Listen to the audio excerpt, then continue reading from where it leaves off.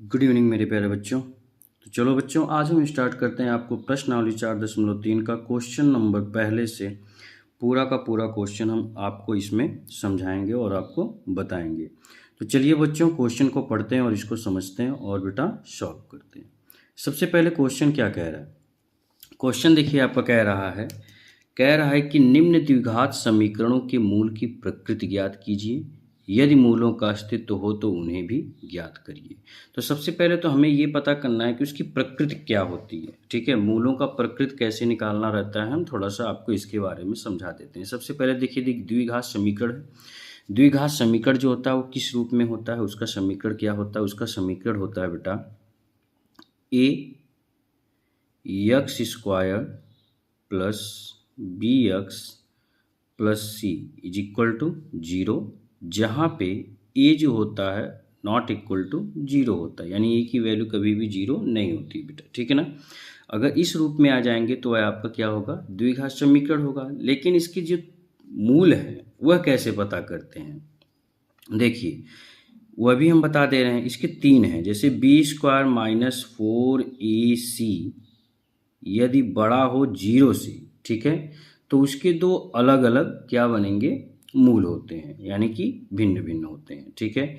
और यदि B square minus 4ac बराबर हो 0 से, तब उसके दो समान मूल बनेंगे। क्या बनेंगे बेटा? दो समान मूल बनेंगे, यानी कि एक मूल इससे पता करते हैं, एक इनसे पता करते हैं। और एक जब हो बी स्क्वायर, तीसरा मैं आपको बता दूं, वह जब हो बी स्क्वायर माइनस 4ac क्या हो? छोटा हो किससे? 0 से, तब उसका कोई मूल नहीं बनता। यानी कि इनका देखिए दो मूल बनेंगे, वो भी अलग अलग। ठीक है बेटा।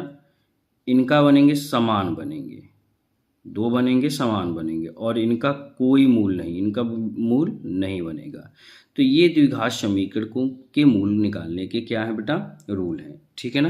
तो चलिए हम इनको क्या करते हैं बेटा? सॉल्व करके अच्छे से समझाते हैं। तो चलिए, सबसे पहला क्वेश्चन आपका देखिए क्या है। पहला क्वेश्चन है बेटा 2x square minus 3x plus 5। तो इसको हम नोट कर लेते हैं। 2x square minus 3x plus 5 बराबर आपका बेटा 0। अब आपको ये बताना है कि इसमें a क्या है, इसमें b क्या है, इसमें c क्या है। देखिए बहुत सिंपल है। a की वैल्यू इसमें बेटा है 2, नोट कर लीजिए। b की वैल्यू है आपका बेटा -3, उसको भी नोट कर लीजिए। और c की वैल्यू है बेटा आपका 5। ठीक है, यानी कि यह आपका निकल गया। ठीक है। तो अब देखिए, द्विघात समीकरण के मूल निकालने का, पहचानने का तरीका d इज इक्वल टू होता है बी स्क्वायर माइनस 4ac, जैसा कि अभी हमने आपको बताया। तो b की वैल्यू क्या है बेटा? -3 है, तो आप यहाँ पे -3 का स्क्वायर कर दीजिए, -4। a की वैल्यू आपकी बेटा 2 है, तो मल्टीप्लाई 2, और c की वैल्यू बेटा आपका 5 है, 5 कर दीजिए। ठीक है बेटा।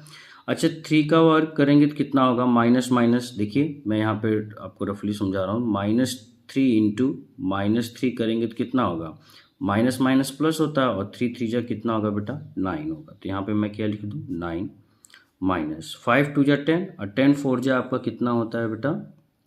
40 होता है। तो 9 माइनस 40 करेंगे तो कितना हो जाएगा आपका बेटा? -31 आ जाएगा। कितना आ जाएगा बेटा? -31 आ जाएगा। अच्छा देखिए, डी का मान क्या है बेटा? यहाँ पे जो डी का मान आया है वह है आपका क्या है? माइनस में है। डी का मान क्या है बेटा? माइनस में है। तो चलिए इसको पहचानते हैं। आप देखिए, बी स्क्वायर माइनस 4ac यदि क्या हो? छोटा हो किससे? 0 से। तो बताइए 0 से निगेटिव संख्या छोटा है कि नहीं है बेटा? छोटा है ना। बन रहा है कि नहीं बन रहा है? देखिए आप यहाँ पे ध्यान दीजिए, ये 0 से क्या है? -31 क्या है बेटा? छोटा है। तो यानी कि यह जो है क्या होगा? इसको मैं शॉर्ट फॉर्म में ऐसे भी लिख सकता हूँ, डी जो है वह छोटा है किससे? 0 से। डी का मान कभी भी जब छोटा होगा 0 से, तो उसका कोई मूल नहीं बनेगा। तो लिखेंगे क्या? लिखेंगे कि अतः द्विघात समीकरण का, लिखेंगे बेटा यहाँ पे, अतः मैं लिख दे रहा हूँ, अतः द्विघात समीकरण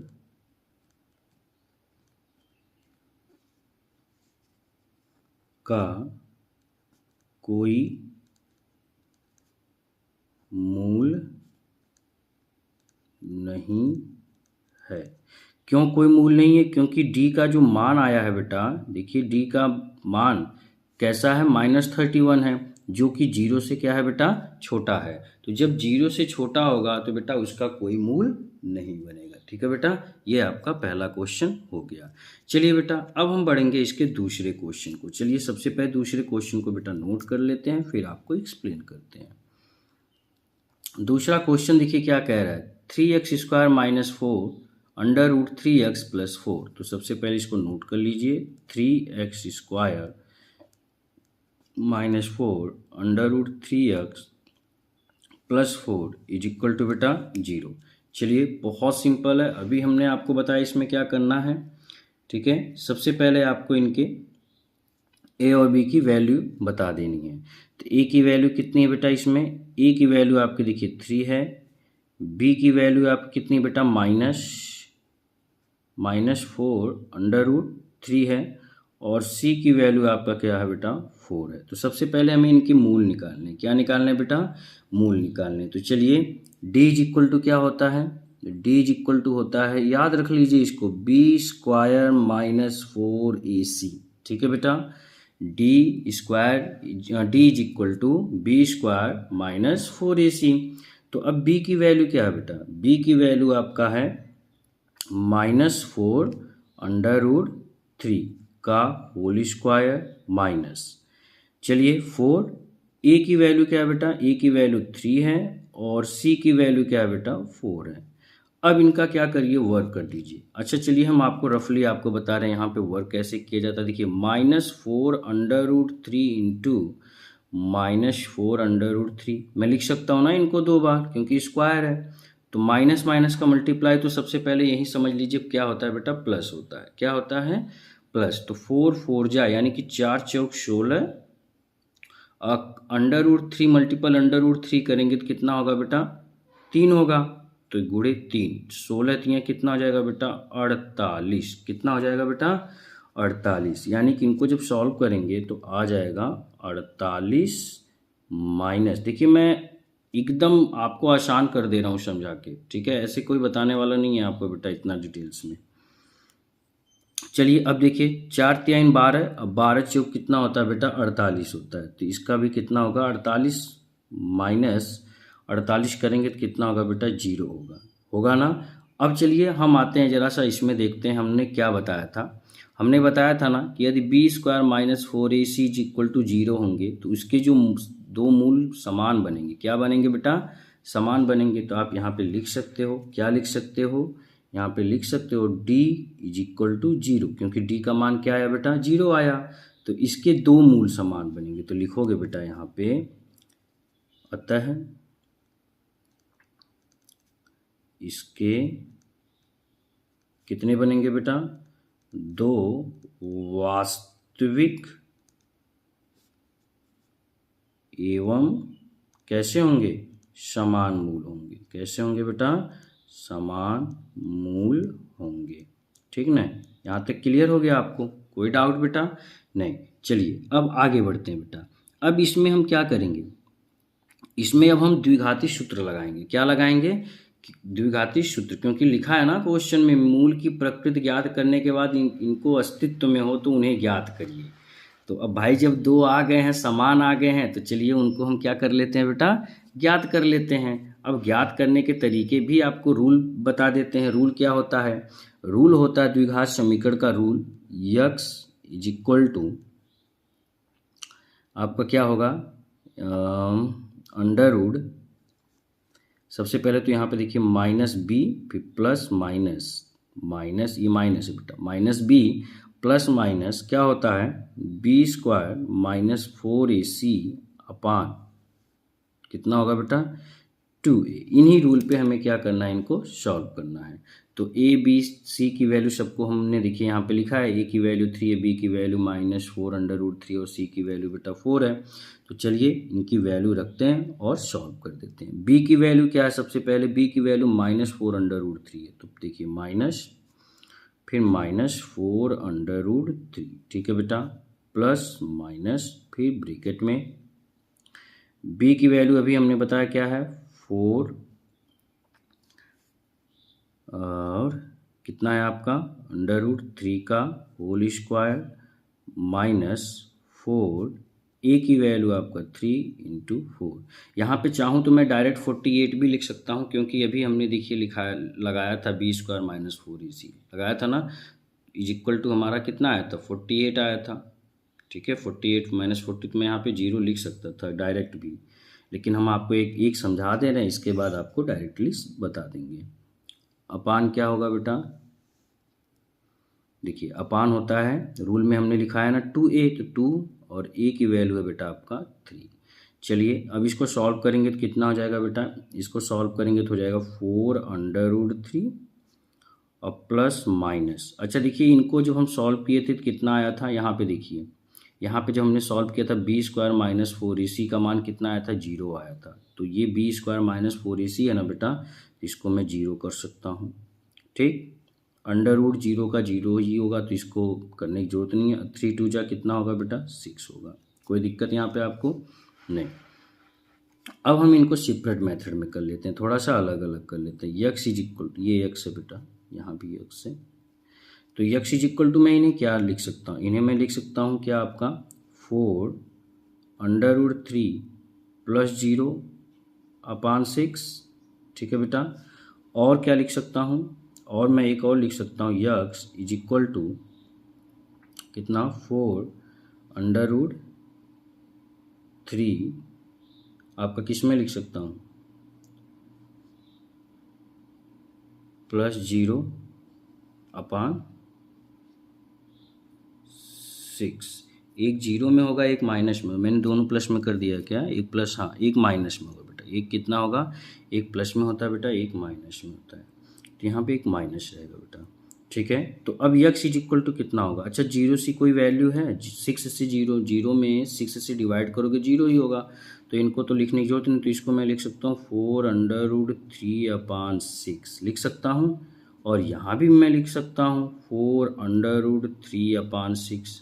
ठीक है बेटा, अब देखिए कट जाएगा ना, 2 2 जा 4, 2 3 जा 6, तो x इज इक्वल टू क्या हो जाएगा, यहाँ पे भी कट जाएगा। ठीक है बेटा, 2 2 जा 4, 2 3 जा 6, तो मैं इसको क्या लिख सकता हूँ, इसको लिख सकता हूँ 2√3/3, x इज इक्वल टू, यहाँ भी वही होगा, x is equal to 2√3/3।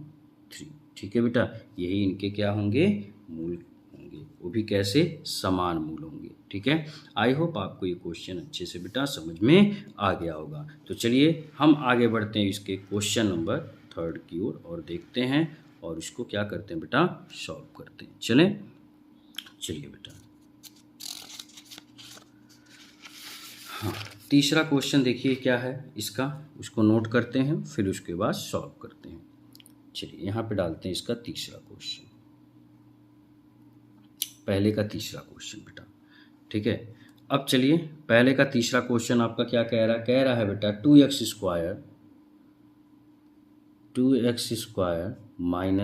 6x + 3 is equal to बेटा आपका 0। ठीक है, सेम वही कंडीशन हम इसमें भी लगाएंगे। सबसे पहले a और b और c की वैल्यू लिखेंगे।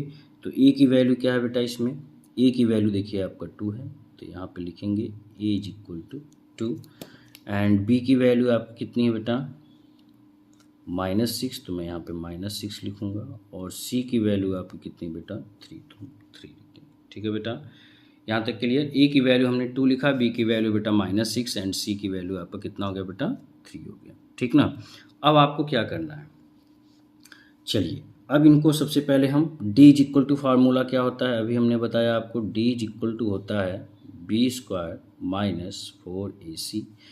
चलिए तो देखते हैं b की वैल्यू क्या है बेटा -6 का स्क्वायर -4, a की वैल्यू कितनी है 2 और c की वैल्यू कितनी है बेटा 3। माइनस माइनस का मल्टीप्लाई करेंगे प्लस हो जाएगा, तो 6 6 जा कितना होगा 36, यानी 6 6 36 माइनस 4 2 8 और 8 3 कितना होगा बेटा 24। ठीक ना, यहाँ तक क्लियर। तो 36 में से 24 घटाओगे कितना होगा बेटा 12, यहाँ पे 36 में से 24 जब घटाओगे कितना होगा आपका 12, यानी डी का मान क्या आ गया बेटा 12 आ गया। अब देखिए हमने अभी आपको क्या बताया था, जब d का मान, देखिए ध्यान से देखिएगा, ठीक है, जब d का मान बड़ा हो, देखिए लिखा है ना b² - 4ac बड़ा हो 0 से, तो इसके दो अलग अलग मूल होंगे। क्या होंगे? दो अलग अलग मूल होंगे। वही देखिए यहाँ पे आया, d की वैल्यू क्या है, यहाँ पे लिख सकते हो ना, d बड़ा है 0 से, d का मान क्या है बेटा, 0 से बड़ा है। तो इसलिए इस समीकरण में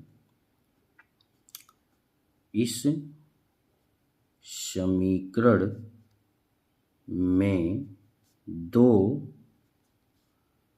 असमान मूल होंगे। ठीक है बेटा, लिख सकते हैं नहीं लिख सकते हैं? चलिए, दो असमान मूल भी बेटा हम लोग क्या करें, फटाफट ज्ञात कर दें और इसको समझ के सॉल्व कर दें।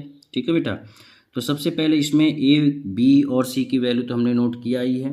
अच्छा, द्विघात का सूत्र क्या होता है, यक्स इज इक्वल टू क्या होगा, -b plus minus under root कितना होगा, b² - 4ac अपान 2a। ये तो हमारा रूल है।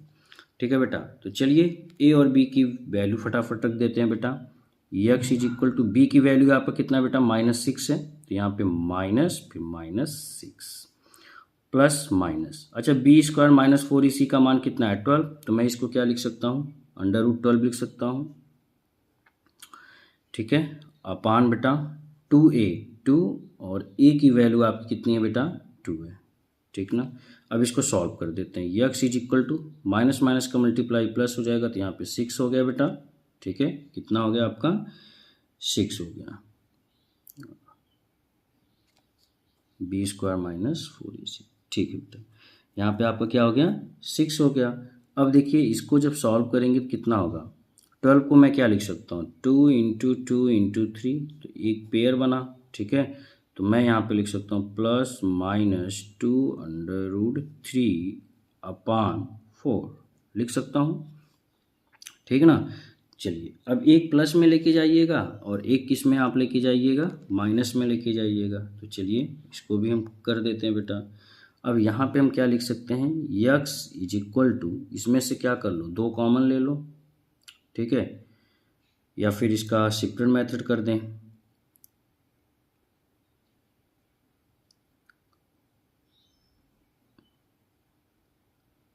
सेपरेट मेथड,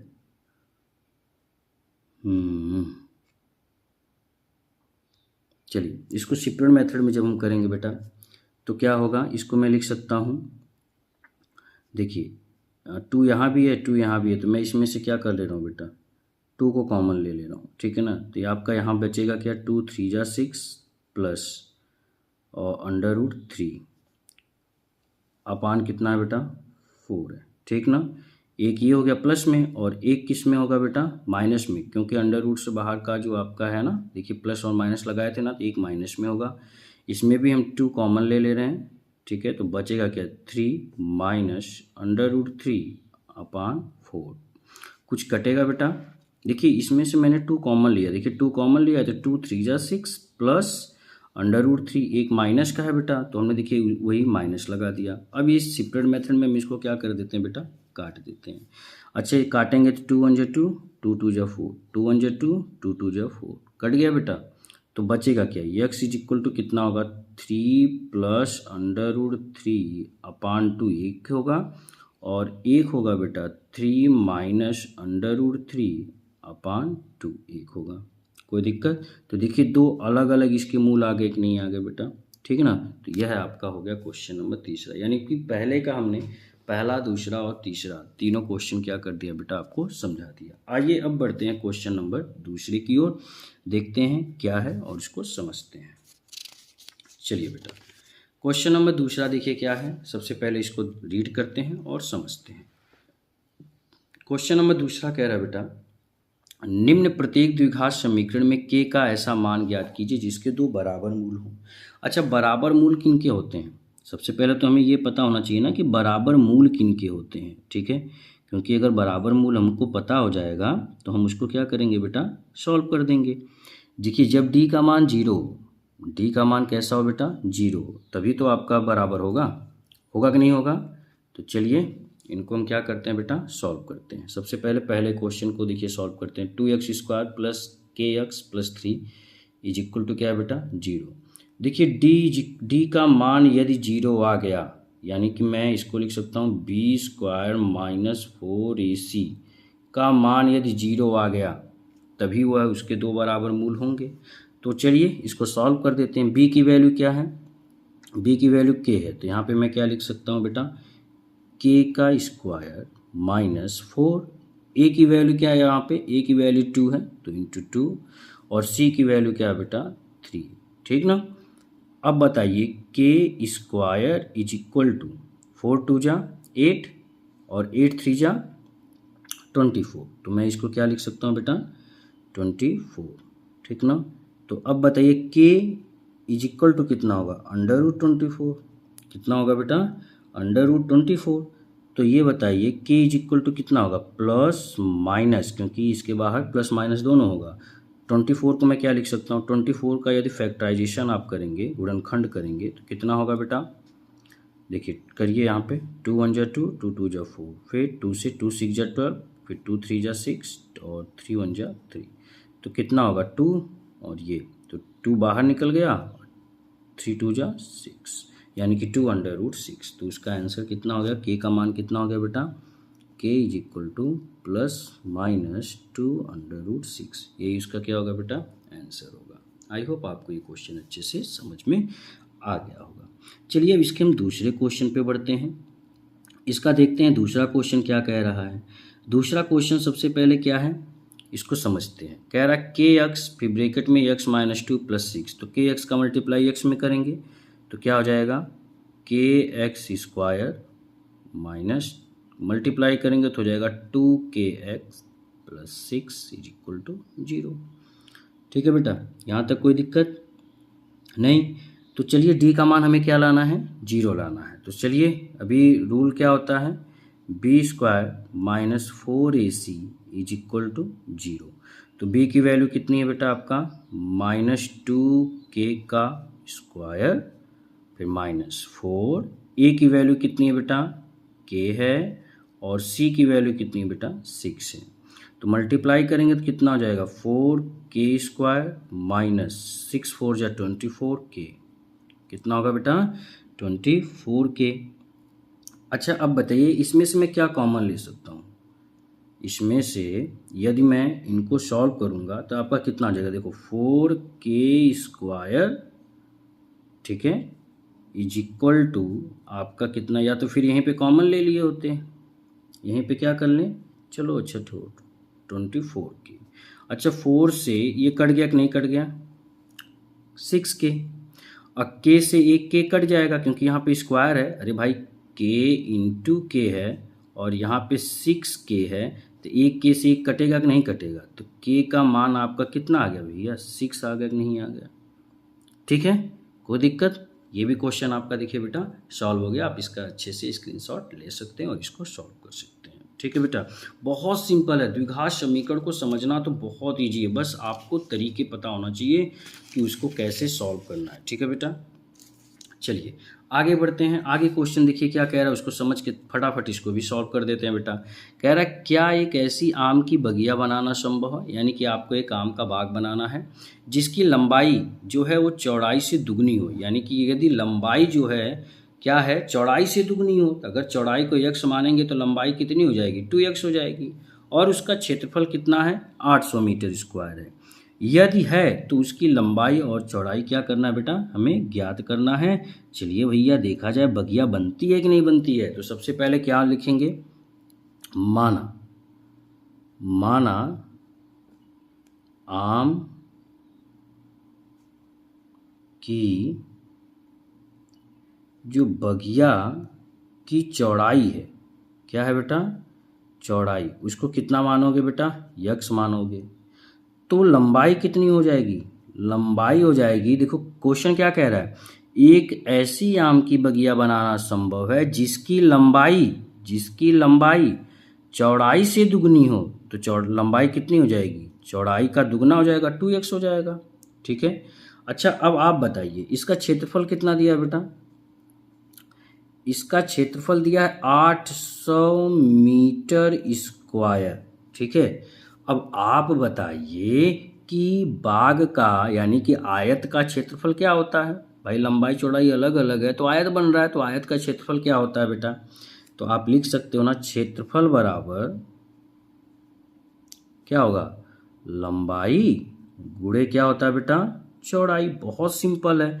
तो क्षेत्रफल है बेटा कितना आपका 800, तो यहाँ पे 800 लिख दो बेटा, बराबर लंबाई आपकी कितनी है बेटा 2x, तो 2x कर दो, गुणे चौड़ाई आपकी कितनी है बेटा x है तो x कर दो। ठीक है, यहाँ तक कोई दिक्कत बेटा।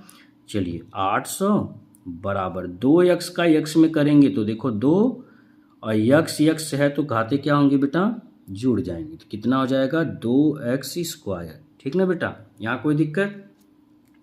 अच्छा जब x स्क्वायर बेटा इधर लाओगे तो ये कितना हो जाएगा 800 बट्टे 2 हो जाएगा, तो 2 से काट दो, 2 चौक 8, 400। तो x बराबर कितना आ गया, x स्क्वायर बराबर कितना आ गया बेटा 400 आ गया। कितना आ गया बेटा 400 आ गया। तो x बराबर कितना होगा, ये देखिए वर्ग घटाएंगे तो ये अंडर रूट में हो जाएंगे 400। कितने हो जाएंगे बेटा, अंडर रूट में हो जाएंगे। तो 400 का हमें क्या निकालना है बेटा, गुणनखंड निकालना। बहुत सिंपल है, चलिए हम आपको वो भी बता दे रहे हैं। देखिए 2 दूना 4, 0 0, फिर 2 से 2 एक कम 2, 0 0, फिर 2 से बेटा 2 पच्चे 10, 0 0, फिर बेटा 2 से 2 दूना 4, 1 गया 10, 2 पच्चे 10, फिर 5 से बेटा पंचम 25, फिर 5 से बेटा 5 एक कम 5। अब इनका जोड़ा बना लेंगे। तो जोड़ा जो बनेगा वो किसका बनेगा, देखिए 2 इसमें से बना, 2 इसमें से बना और 5 इसमें से बना, दोनों गुणा कर दिए। 2 दूना 4, 4 पच्चे बेटा 20, यानी x का मान कितना आ गया बेटा 20 आ गया। कितना आ गया बेटा 20 आ गया। तो जब x का मान 20 आ गया यानी कि चौड़ाई कितनी हो गई, चौड़ाई कितनी हो जाएगी, चौड़ाई x थी तो चौड़ाई का मान आपका 20 हो गया, और लंबाई कितनी थी आपकी, दुगना थी 2x, तो 2 गुणे x की मान है 20 बराबर 40 हो गई। तो ये हो गया आपका 20 मीटर और ये हो गया आपका 40 मीटर। ठीक है बेटा, यानी कि यह जो बाग है इसका क्या है, बनाना संभव है। तो लिख सकते हो आम की बगिया बनाना संभव है। लिखेंगे क्या, आम की बगिया बनाना क्या भैया संभव है। लीजिए आपका ये भी क्वेश्चन हो गया बेटा। आई होप आपको ये भी अच्छे से समझ में आ गया। बस आपको मुझे फॉलो करना है बेटा, आपको बस इस पे ध्यान देना, फॉलो करते रहिए, क्वेश्चन को सॉल्व करते रहिए और इसका मजा लेते रहिए। ठीक है बेटा, चलिए आते हैं अब इसके नेक्स्ट क्वेश्चन पे। नेक्स्ट क्वेश्चन क्या कह रहा है बेटा, इसको समझते हैं। कह रहा क्वेश्चन कि क्या निम्न स्थिति संभव है, मतलब जो हम क्वेश्चन नंबर 3 में कर रहे थे वही इसमें भी कंडीशन देखेंगे, क्या बनाना संभव है कि नहीं।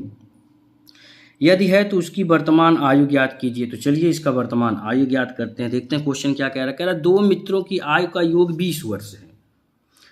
अरे भैया 2 मित्रों की आयु का योग 20 वर्ष है, तो पहला कितना होगा, तो सबसे पहले लिखेंगे माना एक मित्र, किसका बेटा, एक मित्र की वर्तमान आयु। अगर एक एक सेंटेंस को पढ़ के आप करोगे तो देखिए तुरंत हो जाएगा x वर्ष।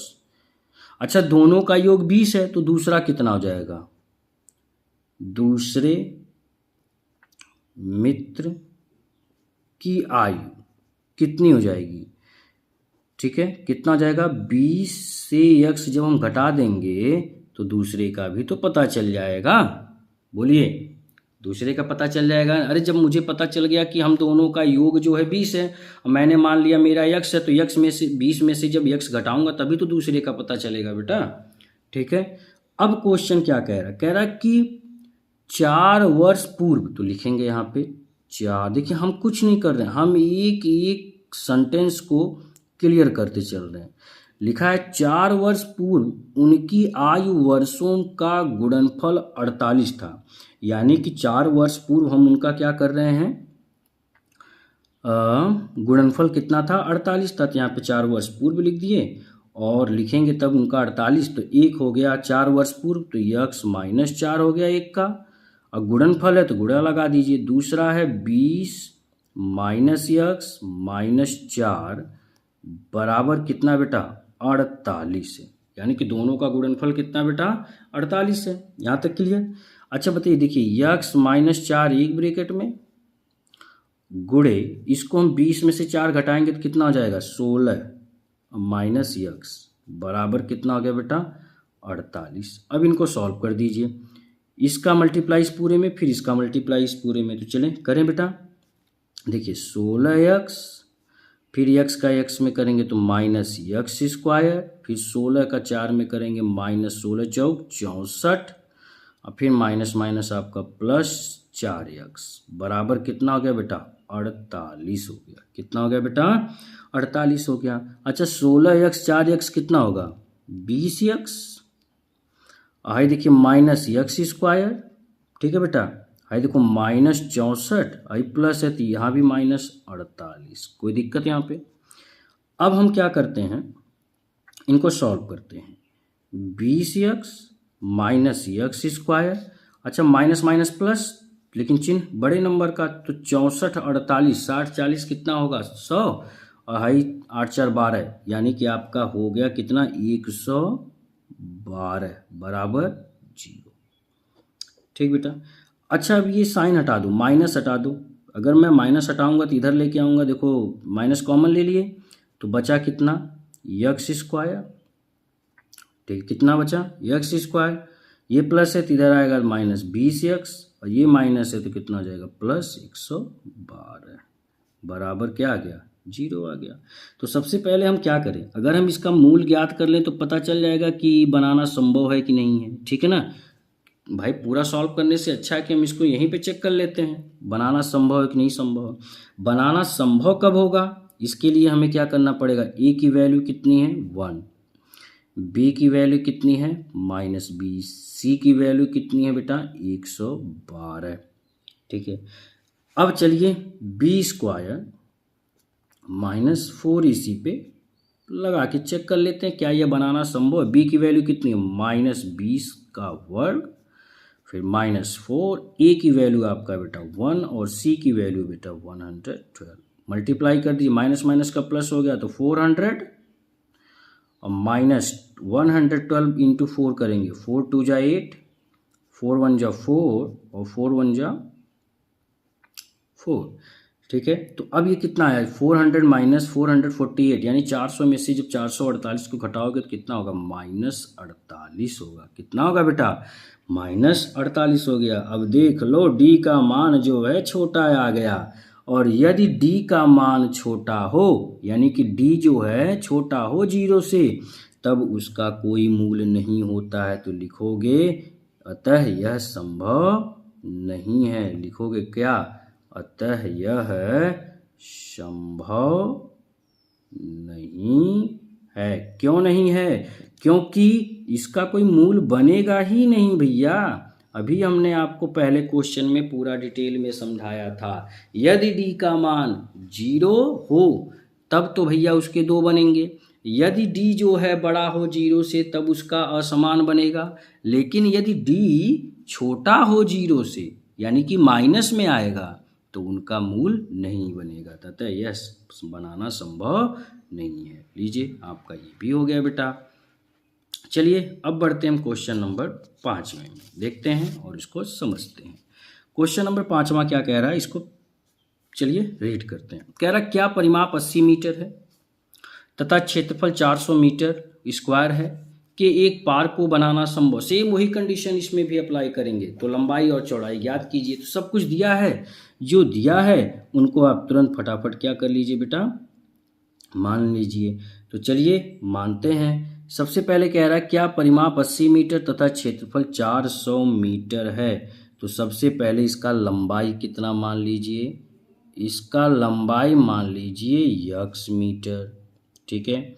चौड़ाई कितना मान लेंगे भैया, चौड़ाई आपका कितना हो जाएगा वाई मीटर। थोड़ा सा हाँ ध्यान दीजिएगा इसमें।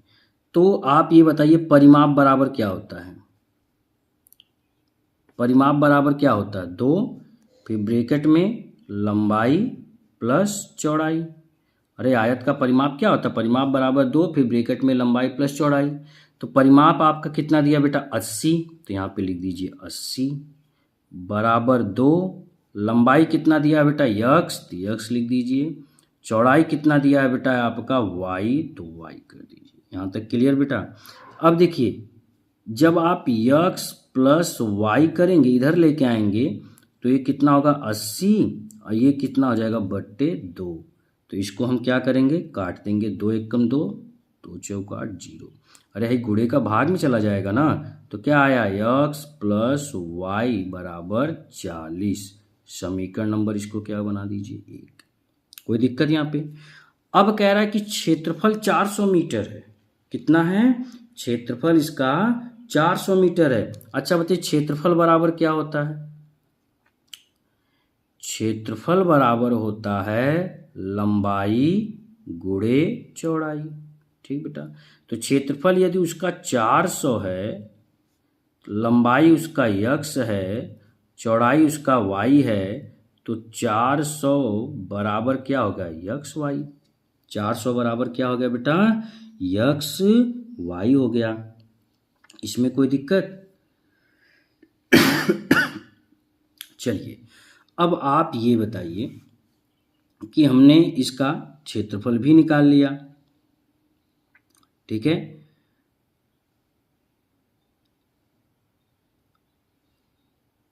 यहाँ तक पूरा क्लियर हो गया आपका, इसमें कोई डाउट तो है नहीं। इसको हम क्या कर देते हैं समीकरण नंबर 2 कर देते हैं, ठीक है। अब एक चीज़ आप ज़रा नोटिस करिएगा, यह समीकरण 1 को जो हमने बनाया तो हम यहाँ पे लिख सकते हैं ना समीकरण 1 से। समीकरण 1 क्या है पहले उसको नोट करिए, यक्स प्लस वाई बराबर 40। तो मैं इसको क्या कर सकता हूँ, मैं इसको कर सकता हूँ वाई बराबर 40 और प्लस है इधर आ गया तो माइनस यक्स। इसको मैं समीकरण 3 कर दूँ, कोई दिक्कत बेटा। इसको मैंने क्या कर दिया समीकरण 3 कर दिया। यही y का मान आप समीकरण 2 में रख दीजिए, तो लिखेंगे y का मान समीकरण 2 में क्या करने पर बेटा रखने पर। तो समीकरण 2 आपका कितना है 400 बराबर यक्स और y का मान हम रख देते हैं 40 माइनस यक्स। तो सॉल्व कर दीजिए, 400 बराबर 40 यक्स और है देखिए माइनस यक्स स्क्वायर। ठीक है बेटा, तो जब माइनस हटाओगे तो कितना आ जाएगा आपका बेटा, आपका होगा x square minus 40 x, plus का माइनस हो जाएगा और ये आपका प्लस इधर आएगा तो आपका माइनस होगा, तो माइनस का जब कन्वर्ट करेंगे तो 400 हो जाएगा। ठीक है बेटा, बराबर 0। यहाँ तक कोई डाउट। ये हुआ कैसे, देखिए माइनस हटाने पे हुआ बेटा, सब साइन क्या हो गया है चेंज हो गया है। अब इसका हम क्या कर दें बेटा गुणनखंड कर देते हैं। चलिए देखिए यक्स स्क्वायर, अच्छा 20 विषयन 400, अब 20 प्लस 20 करेंगे तो कितना होगा 40 होगा, तो मैं लिख सकता हूँ माइनस 20 यक्स प्लस 400।